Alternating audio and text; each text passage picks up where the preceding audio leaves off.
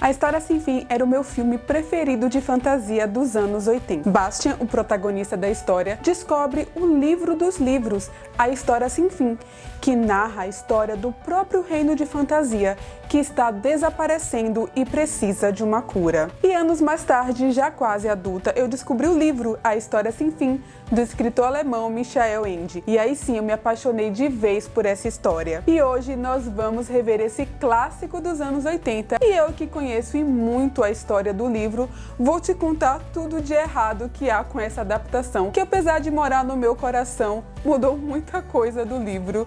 E até fica um pouco difícil da gente entender, porque é uma história muito complexa.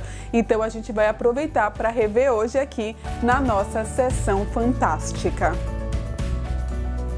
Já se inscreve no canal para não perder as próximas sessões fantásticas e deixa aí nos comentários que outro filme de fantasia você gostaria de ver na nossa sessão. Você também passou as tardes assistindo esse filme mágico, um tanto sombrio e existencialista? A História Sem Fim passava na sessão da tarde e também no Cinema em Casa no SBT. E o nosso filme começa mostrando Bastian e seu pai, que é dentista, e de cara a gente percebe que eles não têm uma relação muito próxima, o que é explicado pelo fato de que Bastian perdeu sua mãe aí há pouco tempo e, é claro, os dois estão sentindo muito. E, gente, só nesse começo aí da História Sem Fim a gente vai perceber duas mudanças que a adaptação fez, que vai mudar muito a história, principalmente porque a História Sem Fim, o filme, só foi filmado até metade do livro. E as duas mudanças foram que não é mostrado muito essa relação do pai com Bastian, tanto que ele não volta a aparecer no final do filme. E pro livro, a relação dos dois vai ser muito importante para ser trabalhada aí na segunda parte da história e também no final, aí no fechamento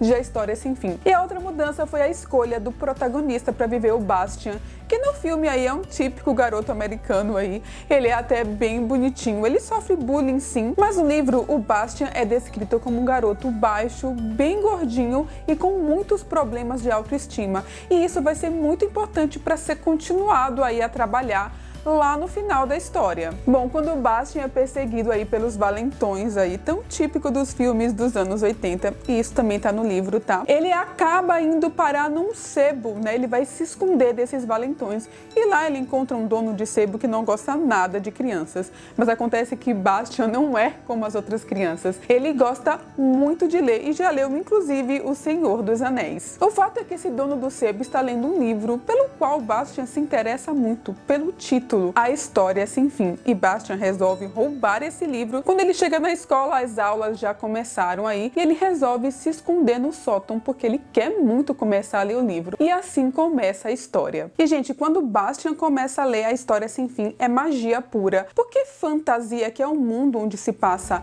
a história do livro que Bastian está lendo, ele é um mundo muito dark, muito sombrio. Você vai perceber que parece que fantasia está sempre à noite, num tom meio azul. E isso porque todo o visual, tanto para a construção do livro quanto também para a construção do filme, esse visual foi baseado nas pinturas do pintor surrealista Edgar Ende, que era o pai de Michael Ende, autor de A História Sem Fim. E isso fica refletido também no surrealismo das figuras aí que a gente percebe que existe em fantasia, que estão aí no conselho para tentar ajudar a Imperatriz Criança. E, gente, o visual do filme já pega a gente assim do início, porque a gente tem um gigante de pedra que come pedras das montanhas aí. A gente tem um homenzinho que anda num caracol de corrida e temos também aí o que parece ser um duende que sai voando num morcego. E graças aí a um conselho que foi formado em torno aí do Palácio da Imperatriz Criança, a gente fica sabendo que ela precisa de uma cura e que há um salvador que vai empreender a grande busca para a cura dela, que é o Atreio. E aí a gente vai percebendo outras grandes mudanças aí dessa adaptação com relação ao livro, porque muita coisa foi simplificada. Então no livro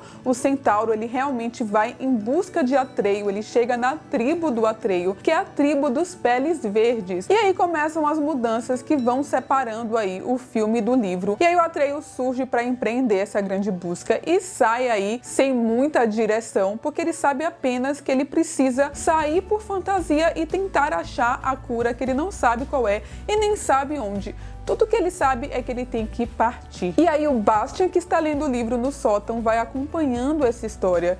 E o que ele começa a perceber é que, de alguma forma, os seres de fantasia vão percebendo a presença dele. Quando, por exemplo, ele solta um grito, os seres de fantasia conseguem ouvir esse grito e ele começa a perceber que aquela história sem fim realmente não é um livro comum, que de alguma forma ele está entrando na história. Bom, a primeira grande aventura de Atreio é encontrar a velha Morla, que é uma tartaruga gigante que, por ser muito velha e sábia, ela provavelmente sabe alguma coisa a respeito da cura que a Imperatriz Criança precisa. Só que para chegar à velha Morla, o Atreio vai precisar passar pelo Pântano da Tristeza. E aí, gente, vem a cena que traumatizou toda a minha geração, que é a morte do cavalinho Ajax, o cavalo branco de Atreio. No livro, inclusive, o cavalo fala, mas aqui eles optaram por não fazer um cavalo falante. Mas o fato é que os dois entram aí no Pântano da Tristeza. E, gente, como o nome já fala, o Pântano da Tristeza, porque ele vai causando tristeza em todos aqueles que estão ali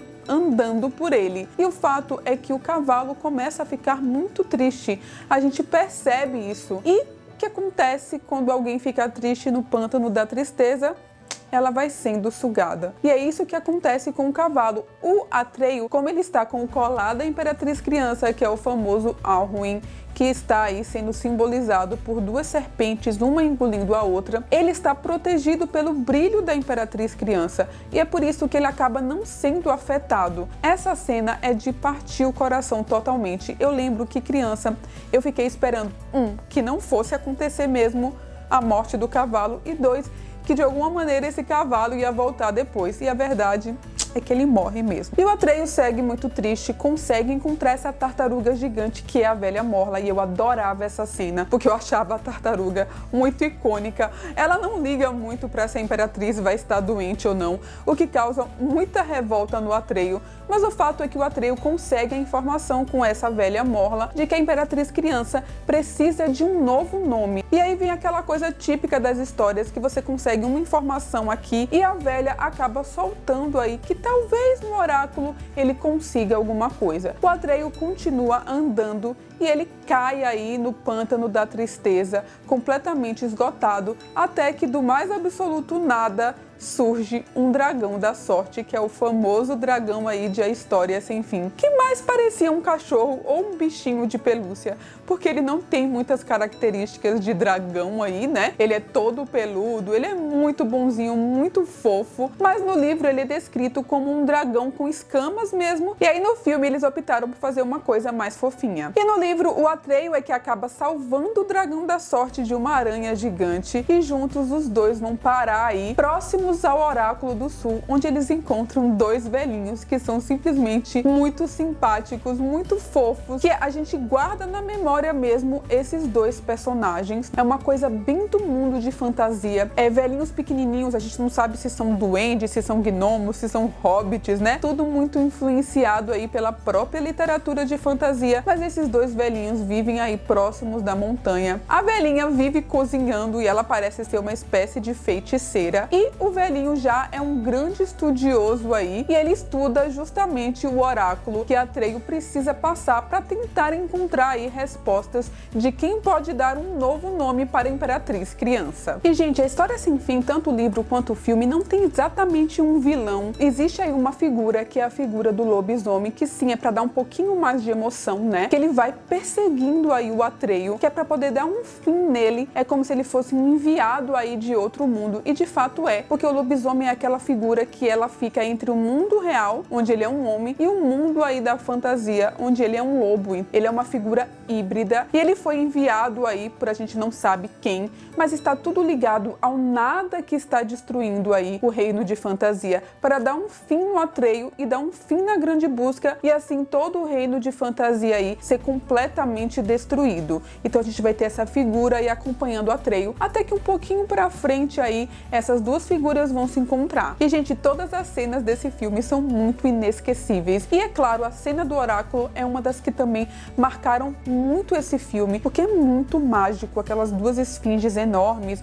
o Atreio que vai passar aí pelo oráculo, e a gente fica sabendo que esse oráculo não deixa passar qualquer um. E as esfinges só deixam passar aqueles que realmente têm um propósito nobre. E a gente não sabe se o Atreio vai conseguir passar. E até essa informação ela é meio ambígua, tanto no livro quanto no filme. É como se ninguém tivesse muita certeza. O velhinho está estudando aí para saber se é isso mesmo. E aí tem a cena emocionante em que o Atreio tenta passar e as esfinges vão abrir os olhos e ele quase é completamente destruído até que ele chega ao outro oráculo e ele vai estar diante do espelho mágico que vai revelar o verdadeiro eu dele. E aí tem aquela cena tão existencialista que o Atreio descobre que o verdadeiro eu dele é na verdade Bastian, que está no sótão lendo o livro. E aí rola essa coisa meio assim, então o herói da história é na verdade um simples menino que está lendo um livro no sótão, né? É uma coisa muito legal, assim, é muito mágica. Bom, o Atreio também tem a informação agora de que ele precisa encontrar as fronteiras de fantasia, já que somente uma criatura fora desse reino é que pode dar o nome da Imperatriz Criança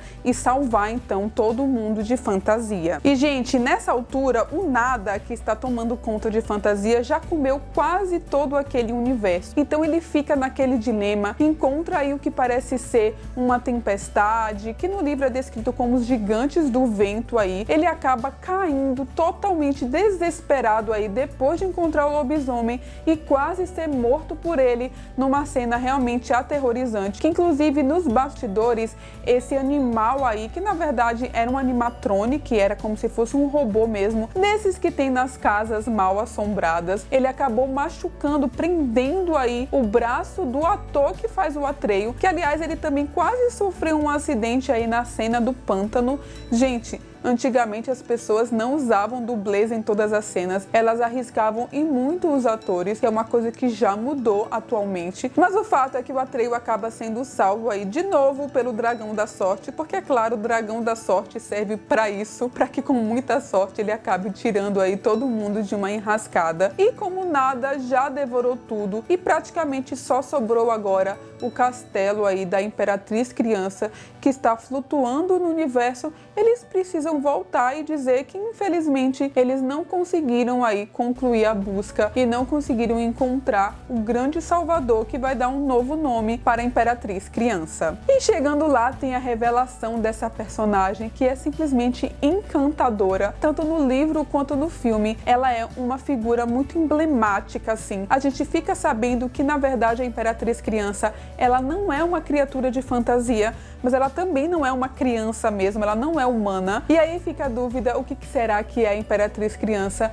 Isso não é dito nem no filme, nem no livro, mas está bastante implícito no livro, que na verdade a Imperatriz Criança é a própria faculdade da imaginação. E é por isso que as coisas ali de fantasia dependem tanto da existência e da saúde da Imperatriz Criança, porque fantasia ela está ligada ao nosso mundo real. É por isso que Bastian aí ele acaba tendo um papel bem ativo aí no mundo de fantasia, coisa que vai ficar muito mais clara, como eu falei para vocês, na segunda metade do livro, porque na segunda metade ele entra no mundo de fantasia, ele entra no livro, na história, e aí a gente vai descobrir de que maneira, né, nós humanos podemos contribuir para esse mundo de fantasia. Mas o fato é que a gente vê aí essa figura Imperatriz Criança e tem toda a cena dramática que ela começa a chorar. Gente, isso é super marcante, muito melancólico mesmo. E Atreio vai dizer que não conseguiu achar a cura, mas na verdade é que durante toda a aventura de Atreio, ele esteve junto do Salvador aí, que é o Bastian que está lendo o livro no sótão. Até aqui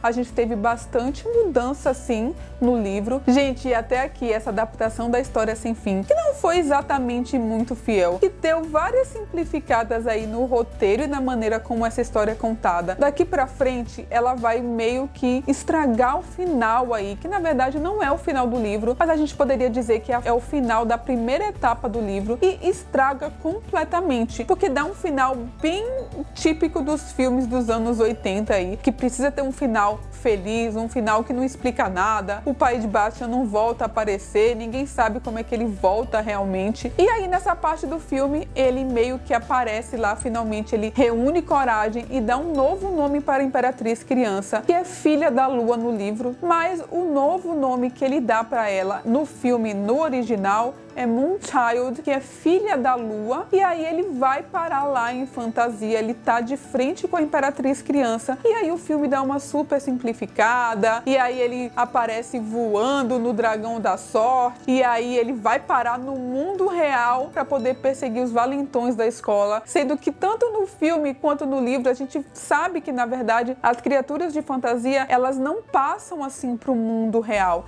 Então, gente, é uma super confusão, não é à toa que o autor do livro, o Michael Ende, entrou na justiça para ter o seu nome retirado da obra, porque ele considerou essa adaptação de A História Sem Fim realmente uma completa bagunça, porque na verdade quando Bastian vai reconstruir Fantasia a partir daquele grãozinho de areia que a Imperatriz Criança dá para ele, existe toda uma outra história que vai ser contada, e essa construção de fantasia vai ser feita bem aos poucos. E aí nessa cena final aí, que é só uma cena meio final feliz dos anos 80, a gente vê o Atreio aí e tudo volta a ser meio que como era antes. Não é à toa que ele está andando de cavalo de novo, embora não seja explicado se é o mesmo cavalinho que morreu. A gente começa a imaginar que sim, mas isso dá muita simplificada na história, porque parece que tudo volta a ser exatamente como era antes, só que no livro não é assim. Fantasia, ela vai nascer de novo completamente diferente. Aqueles lugares que existiam antes em Fantasia não serão os mesmos a partir aí da criação do Bastian. Mas eu considero, conhecendo a história do livro, que a adaptação, ela não fez jus, ela tem um lugar especial pela nostalgia, pela nossa infância, né? Inclusive, eles falam há décadas aí,